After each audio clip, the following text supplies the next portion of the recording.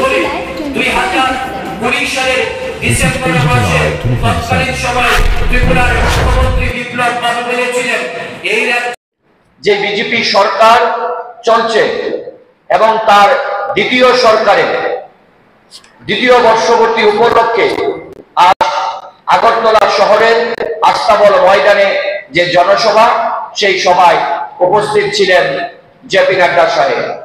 কিন্তু আমরা রাজ্যবাসী যারা আমরা ভেবেছিলাম হয়তোবা এই সরকার গত 7 বছরে এই রাজ্যের মানুষের দেওয়া যে প্রতিশ্রুতি, গত 7 বছর আগে বিজেপি সরকার এই রাজ্যে ক্ষমতায় আসার আগে যেই প্রতিশ্রুতিগুলো দিয়ে ভীষণ ডকুমেন্টের মাধ্যমে ক্ষমতায় এসেছিল, তা পূরণ করতে পেরেছে কিনা বিজেপি সরকার, তা রাজ্যবাসীর কাছে তুলে ধরবেন জেপি নাড্ডা সাহেব। কিন্তু আমরা দেখতে পেলাম সেই বিষয়ে জেপি নাড্ডা সাহেব রাজ্যবাসীর উদ্দেশ্যে কথা বলতে পারেননি। দুটো জুমলা প্রতিশ্রুতি দিয়ে তিনি রাজ্য থেকে চলে গেছেন।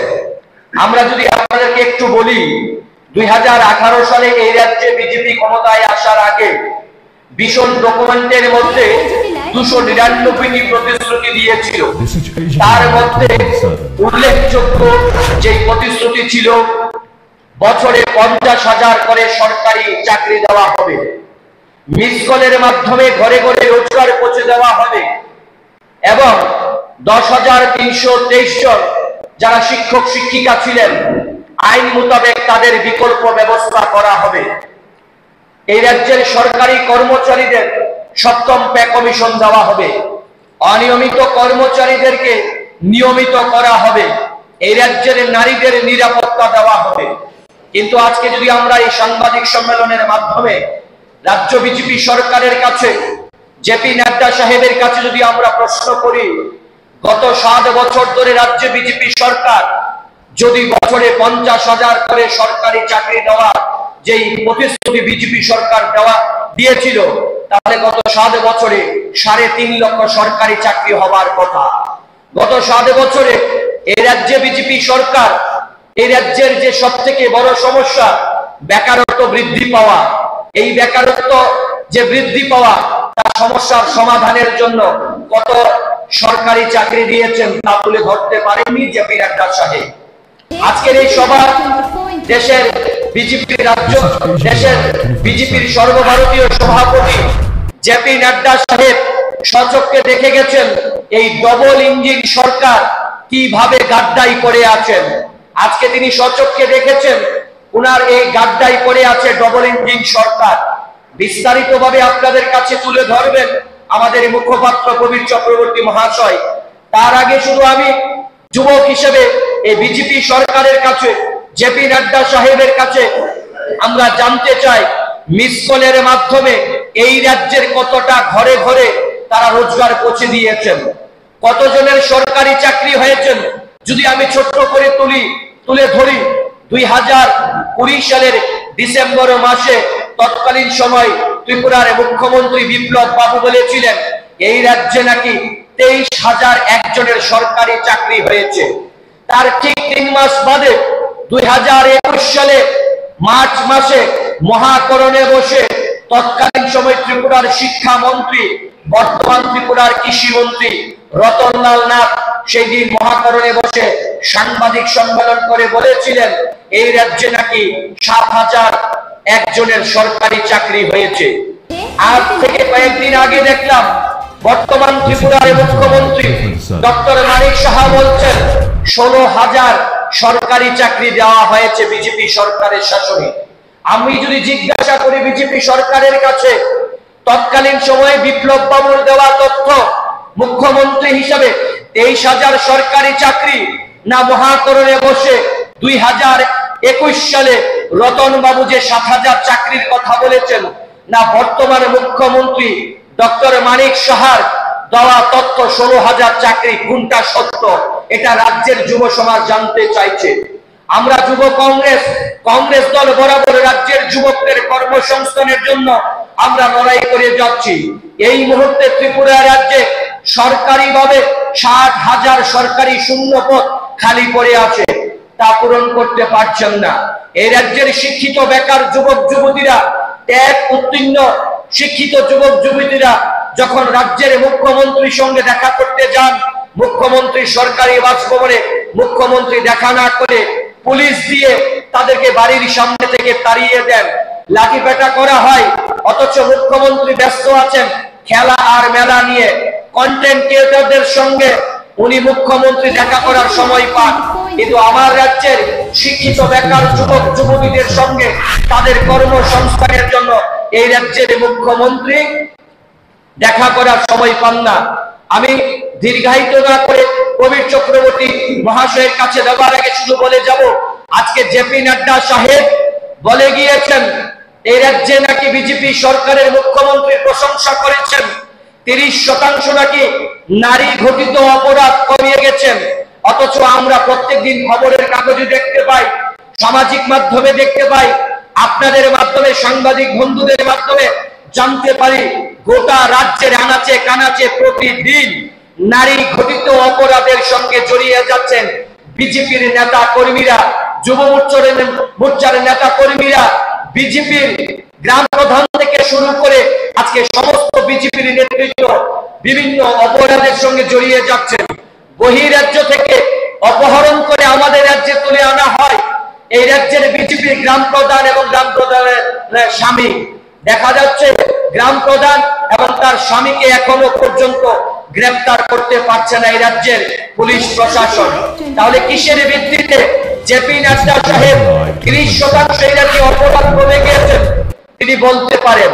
আমরা তার কোনো রিপোর্ট আমরা দেখতে পাইনি। যারা কন্যা সন্তান জন্ম দেবেন সরকারিভাবে নাকি সরকার 50,000 টাকার বন্ড দেবেন এবং 18 বছর পর 10 লক্ষ টাকা দেওয়া হবে। এবং আমাদের রাজ্যের যারা মাধ্যমিক পরীক্ষায় উত্তীর্ণ হবে তাদের প্রথম 100 জনের মধ্যে স্কুটি বিতরণ করা হবে।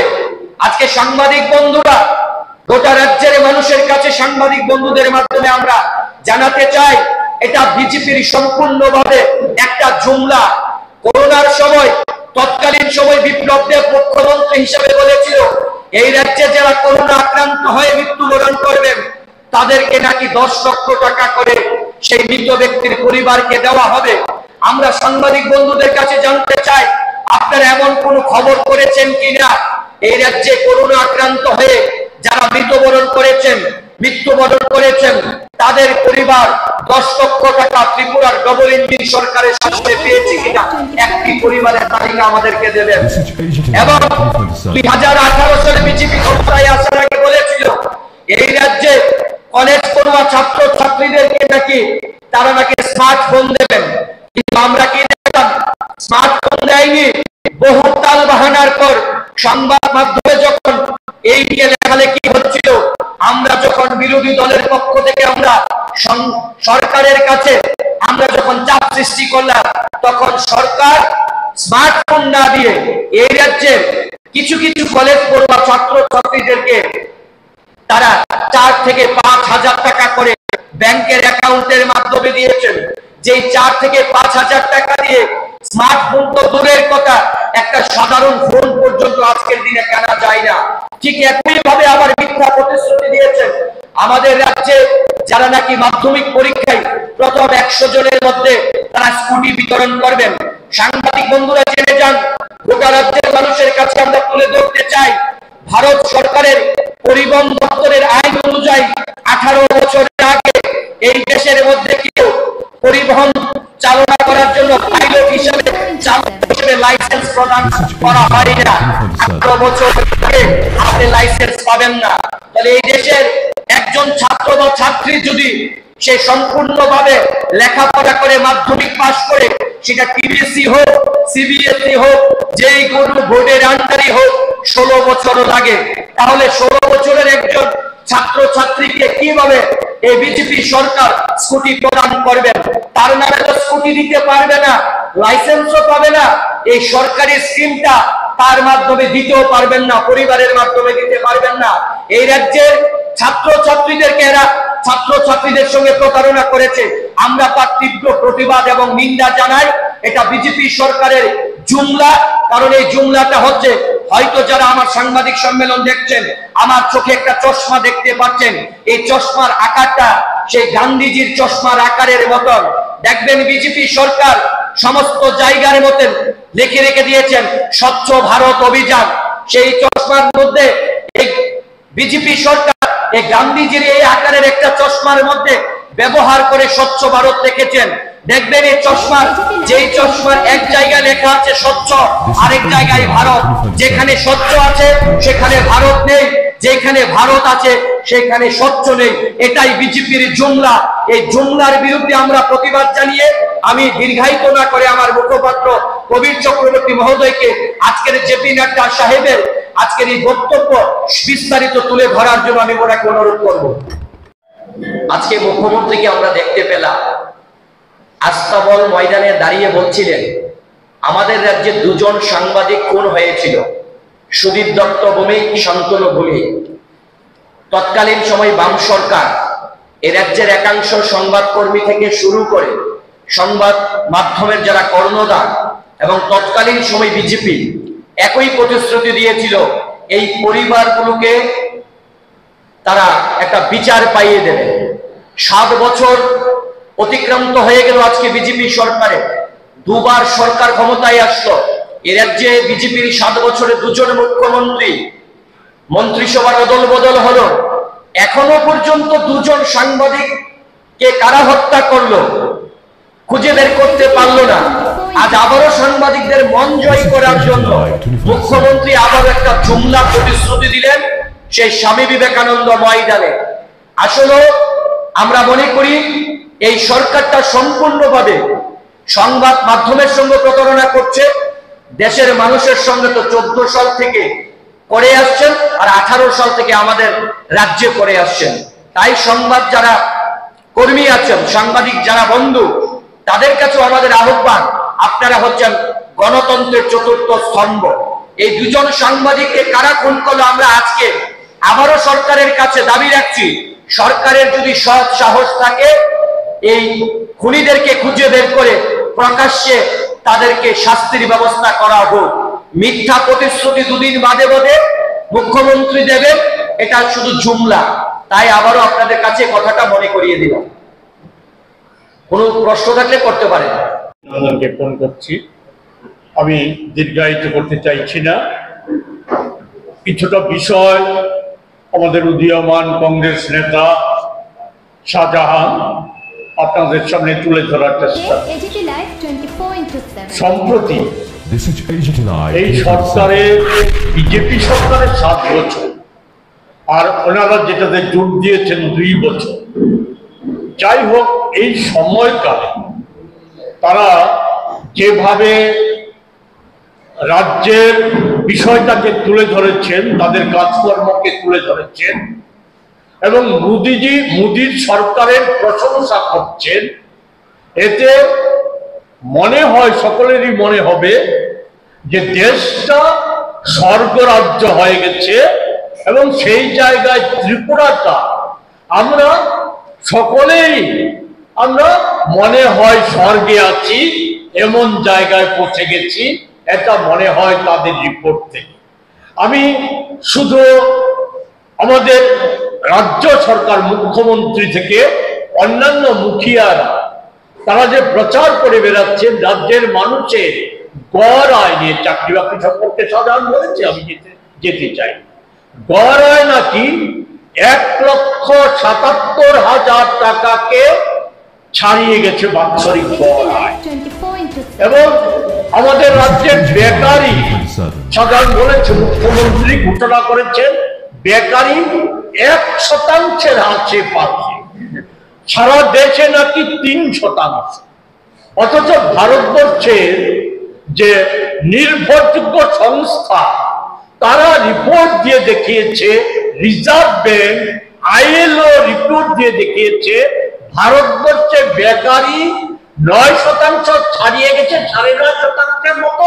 আর আমাদের রাজ্যে বেকারের সংখ্যা হচ্ছে 14.3%। বাকি কথা আমি বলতে চাই। সেখানে দারিদ্রতার অবস্থা যদি দেখি, তাইলে দেখা যাচ্ছে কি 1,77,000 টাকার বেশি আয় দেখাচ্ছে। অথচ ভারত সরকারের সাম্প্রতিক যে সমীক্ষা, যাকে বলা হয় নাইট ফ্ল্যাগ ওয়েলথ রিপোর্ট এবং ইন্দ্রাস ভ্যালি রিপোর্ট থেকে তারা ভারতবর্ষের আর্থিক অবস্থার একটা সমীক্ষা করেছে। এতে দেখা গেছে আমাদের দেশে অধিক সম্পদশালী মানুষের সংখ্যা ক্রমশ বাড়ছে। 19 সালের পর থেকে 24 সালের ডিসেম্বর পর্যন্ত আমাদের এই সংখ্যাটা 6% বেড়ে মোট উচ্চ সম্পদশালীর সংখ্যা দাঁড়িয়েছে 85,658 জনে। তাদের সম্পদ $10 বিলিয়ন বেশি। আমাদের 19 সালে আমাদের বিলিয়ন ডলারের মালিক ছিলেন 7 জন, বর্তমানে তা বেড়ে দাঁড়িয়েছে 191 জনে। পৃথিবীতে ধনী মানুষ বসবাস করে এমন যে দেশগুলি, সেই দেশগুলির মধ্যে ভারত হচ্ছে বর্তমানে 4র্থ স্থান দখল করেছে। তো বিকশিত ভারতের এটা হচ্ছে একটা দিক। আরেকটা দিকে সরকারি তথ্য অনুযায়ী যে ভারতবর্ষে বর্তমান সময়ে, আগে একটা সময় 90-এর দশকে দারিদ্র সীমা নির্ধারিত করার একটা মাপকাঠি ছিল। এই মাপকাঠিতে, আর্থিক মাপকাঠিতে অনেকটা বেড়েছে। সম্পূর্ণ তথ্য দিতে গেলে সময় লাগবে, কিন্তু যে তথ্যটা, যে মেথডটা মেনটেন করে, সেই মেথডটা হচ্ছে তেন্ডুলকার মেথড বলে কথা। সেই মেথডে দেখা গেছে ভারতবর্ষে 100 কোটি মানুষ চরম দারিদ্র সীমার নিচে বসবাস করছে। সেই তাদের যে মিনিমাম নিড, সেইগুলি মানুষ পূরণ করতে পারছে না। এটা শুধু আমাদের কথা বা সমীক্ষক সংস্থার কথা না, নরেন্দ্র মোদী আজকেও বলেছে আমরা বিনা পয়সায় রেশন খাওয়াচ্ছি। 80 কোটি মানুষের নাকি বিনা পয়সায় রেশন খাওয়াচ্ছে। এটাও একটা ধরনের জুমলা। সেই জায়গাতে দেখা যাচ্ছে যে 2011 সালের পর আমাদের দেশে জনগণনা হয়নি। ফলে যেই মাপকাঠিতে 80 কোটিকে নির্ধারিত করা হচ্ছে, সেই মাপকাঠিতে বাদ গিয়েছে 14 কোটি মানুষ বাদ পড়ে গেছে। এছাড়া ওই ইউপিএ সরকারের সময় মনমোহন সিং যে খাদ্য সুরক্ষা আইন করেছিল, সেই আইন মোতাবেক যেখানে রেশনে ওই 2 টাকা কেজি দরে 20 কেজি চাউল এবং যারা অন্তদয় অন্নপূর্ণার মধ্যে ছিল তাদেরকে 35 কেজি চাল বিনামূল্যে দেওয়ার যে কর্মসূচি, সেই জায়গায় ওনারা গর্ব করছেন যে মাসে 5 কেজি চাল দিচ্ছেন, অর্থাৎ মাসে সেই 14 সালের আগের তুলনায় একজনকে 10 টাকা বেশি দিচ্ছে। অন্যদিক থেকে সেই একটা পরিবার তার সংসার চালাতে গিয়ে সেখানে 1000 থেকে 1200 টাকা শুধু তার চাল ক্রয় করতে ব্যয় হচ্ছে। আর 410 টাকার গ্যাসটা যেটা ছিল, সেটা এখন ওই 1000 থেকে 1200 টাকার মধ্যে ঘোরাফেরা করছে। আর ওনারা বলছে মোদীজির ছবি চাপিয়ে বিনা মূল্যে সেখানে গ্যাস কানেকশন দিয়েছে। এর ফলে মানুষের অবস্থাটা কোন জায়গায় দাঁড়িয়েছে আমি সে সম্পর্কে বিশদে বলতে চাই না, বিচার করি। আমাদের দেশে পেট্রোপণ্যের দাম, অন্যান্য সামগ্রীর দাম কি ছিল সেই তুলনায় বেড়ে গেছে। সেই জায়গায় দাঁড়িয়ে এই যে দারিদ্র মানুষের সংখ্যা বেড়ে গেছে, আমি সারা দেশের উপমাগুলি আর আজকে টেনে আপনাদের ভারাক্রান্ত করতে চাই না। আমাদের রাজ্যে যেটা হচ্ছে এখন, আমাদের রাজ্যে হচ্ছে 13.7% মানুষ ওই তেন্ডুলকার মেথডে এই রাজ্যের দারিদ্র সীমার নিচে বসবাস করছে। আমাদের চাইতে ভালো, একটু ভালো অবস্থায় আছে মণিপুর, তাদের সেই সংখ্যাটা হচ্ছে 7%, মিজোরামে 5%, সিকিমে 2%। আমি অন্য রাজ্যগুলির সেখানে আর তুলে ধরে সময় নষ্ট করতে চাইছি না। রিজার্ভ ব্যাংক যে হিসাব দিয়েছে এবং কেন্দ্রীয় লেবার ব্যুরো যে হিসাব দিয়েছে, সেই হিসাবে আমাদের রাজ্যে যে অসংগঠিত ক্ষেত্রের শ্রমিকরা সবচাইতে বেশি যে ক্ষেত্রটাতে আয় করে সেটা হচ্ছে নির্মাণ ক্ষেত্র। নির্মাণ ক্ষেত্রে একজন শ্রমিকের আয় হচ্ছে 322 টাকা 20 পয়সা। আর মানে অন্যান্য শ্রমিকদের আয় হচ্ছে 311 টাকা 11 পয়সা। কৃষকদের জন্য আজকেও নাড্ডা সাহেব বলে গেছে যে কৃষি নে, যুব নে, নারী নে, এই সমস্ত কথা বলেছে। আমাদের রাজ্যের কৃষি মন্ত্রী বা মুখ্যমন্ত্রী তো বারবার বলে কৃষকের আয় দ্বিগুণ হয়ে গেছে। কৃষকদের আয়, দৈনিক আয় 227 টাকা নিচ্ছে।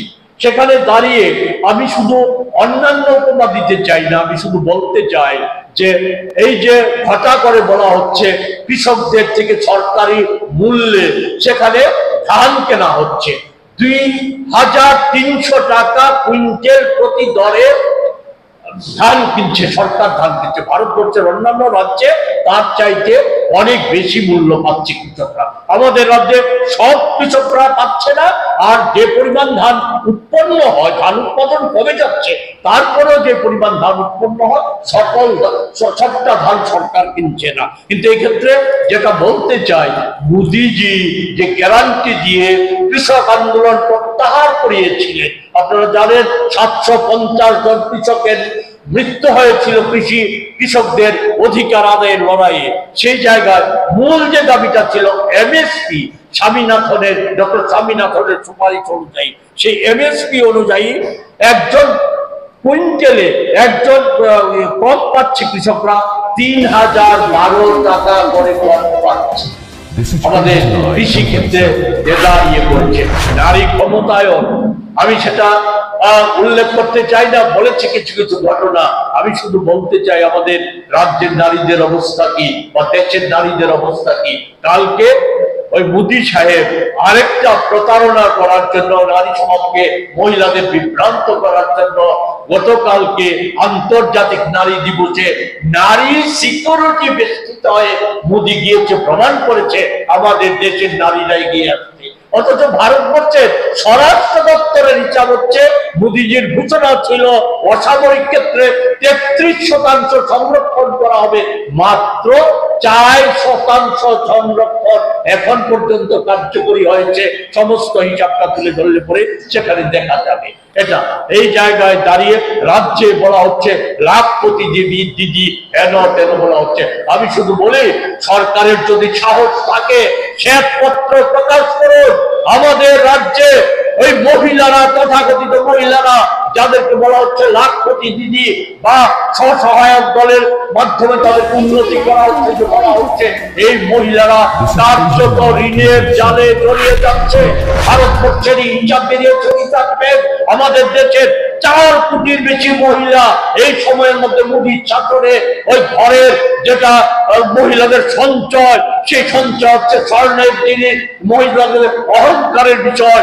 সেখানে মহিলারা ঋণ শোধ করার জন্য, সংসার চালানোর জন্য লোন নিতে বাধ্য হচ্ছে প্রায় 4 কোটি মহিলা। আমাদের সামনে তথ্য আছে, সেই সমস্ত তথ্য আমরা পরবর্তী সময় পর্যায় করে তুলে ধরবো। আজকে আপনাদের সময় নিতে চাই না, কিন্তু এ রাজ্যে মহিলাদের ঋণের জালে জড়িয়ে ফেলা হচ্ছে। সেই জায়গায় দাঁড়িয়ে প্রকৃত তথ্য আমরা তুলে ধরার জন্য সরকারের কাছে দাবি জানাচ্ছি। আমরা এই ক্ষেত্রে বলছি যে এই মহিলাদের যে ঋণের জালে জড়িয়ে ফেলা হচ্ছে, এর থেকে মুক্ত করার জন্য যদি প্রকৃত অর্থে মহিলাদের কল্যাণ চায়, তাহলে এই ঋণ এককালীন মুকুব করার জন্য আমাদের রাজ্যে, গোটা দেশের ক্ষেত্রে, আমাদের রাজ্যে যেগুলি যারা বলছে সুশাসন, আইনের শাসন, অথচ আমি সেই সমস্ত তথ্য দিতে চাই না। সারা দেশে ন্যাশনাল ক্রাইম ব্যুরোর 24 সালের রিপোর্ট, 28% শুধু নারী ঘটিত অপরাধের সংখ্যা বেড়েছে। প্রতিদিন দেশে এই মোদীর জমানায় 88 জন নারী ধর্ষিত হচ্ছে। আমি সারা দেশের তথ্য লাগিয়ে আমাদের রাজ্যে 7 বছরে আমাদের রাজ্যে প্রতি বছর 800 নারী পাচার হয়ে যাচ্ছে, না হয় নিখোঁজ হয়ে যাচ্ছে। 800টা করে নারী 7 বছরে। আমাদের রাজ্যে আইন শৃঙ্খলা কথা ছোট্ট উদাহরণ দিয়েছে, আর না বাড়িয়ে বলবো, কিন্তু ফেব্রুয়ারি মাসে স্বরাষ্ট্র দপ্তরের হিসাব 8টা খুন হয়েছে। আমাদের দুটা ধর্ষণ বা গণধর্ষণের ঘটনা ঘটেছে, 3টা শ্লীলতাহানি ঘটনা ঘটেছে, 14টা চুরি ডাকাতির এবং ডাকাতির ক্ষেত্রে মাননীয় স্বরাষ্ট্রমন্ত্রী সেখানে পুলিশের পোশাক করে ডাকাতি সংঘটিত হয়েছে, আসামিরা বেপাত্তা হয়ে যায়। আইন শৃঙ্খলা প্রশ্নে সুশাসন, জিরো টলারেন্সের নীতি মুখ্যমন্ত্রী বারবার বলে, অথচ মানে গাটের পয়সা খরচ করে মুখ্যমন্ত্রীর পাড়ায় সেখানে ওই দোকান ক্রয় করেছিল, সেই জায়গায় সেখানে দোকানে তালা দিয়ে দেওয়া হয়েছে, সেখানে যারা তালা দিয়েছে দোকান খুলতে দেয়নি, গাটের পয়সা খরচ করে তাদের বিরুদ্ধে কোনো ব্যবস্থা নেয়নি না করে মুখ্যমন্ত্রী বিধানসভায় দাঁড়িয়ে কার্যত যে বিবৃতি দিয়েছিল তাদেরকে তাদের হয়ে সাফাই গিয়েছিল।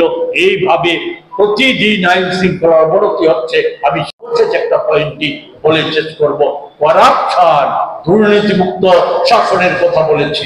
সেই দুর্নীতিমুক্ত শাসনের চেহারা সব উদাহরণ দিতে চাই না।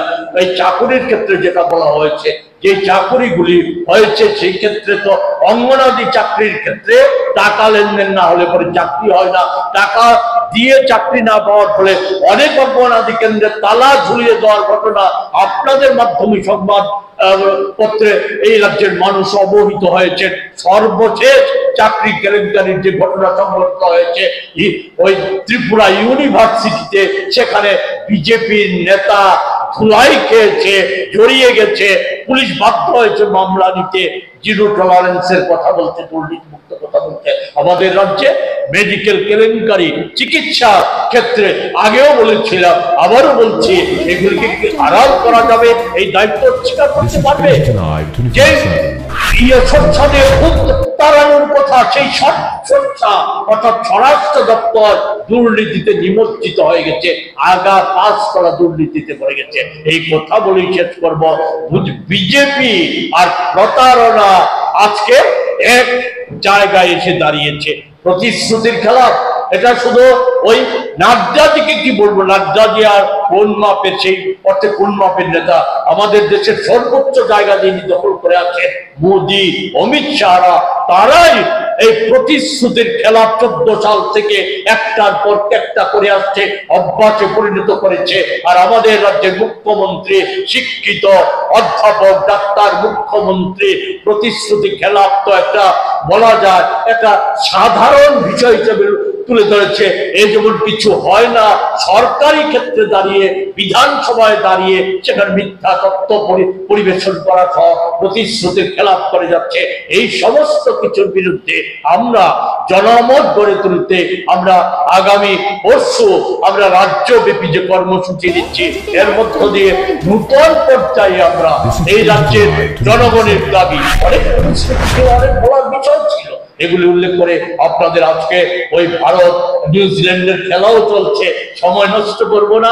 আমি শুধু বলবো যে এই যে জরুরি বিষয়গুলি আছে, সেই বিষয়গুলি নিয়ে আমরা যে নতুন ধারা, নতুন পথে আন্দোলন আমরা শুরু করতে যাচ্ছি, ক্ষেত্রে আপনাদের সহযোগিতা চাইবো। কারণ আমরা বিশ্বাস করি বিজেপির হাতে দেশ যেমন আর নিরাপদ না, দেশে গোটা দেশটাকে অর্থনৈতিক ভাবে একেবারে দেউলিয়া করে দিয়েছে মোদিজি। আমাদের দেশ আজকে জিডিপির 83% বেশি হচ্ছে ঋণগ্রস্ত হয়ে পড়েছে। বিদেশি বিনিয়োগকারীরা লগ্নি তুলে দিচ্ছে আমাদের রাজ্যে। সেখানে বলা হচ্ছে ওই শিল্প গড়ে তোলা হবে, তিনটা সামিট করেছে, এগুলির রেজাল্ট হচ্ছে শূন্য। সব ক্ষেত্রে হচ্ছে প্রতারণা। এই সমস্ত কিছুর বিরুদ্ধে আমরা রাজ্যব্যাপী যে আন্দোলন গড়ে তুলব, সেই আন্দোলন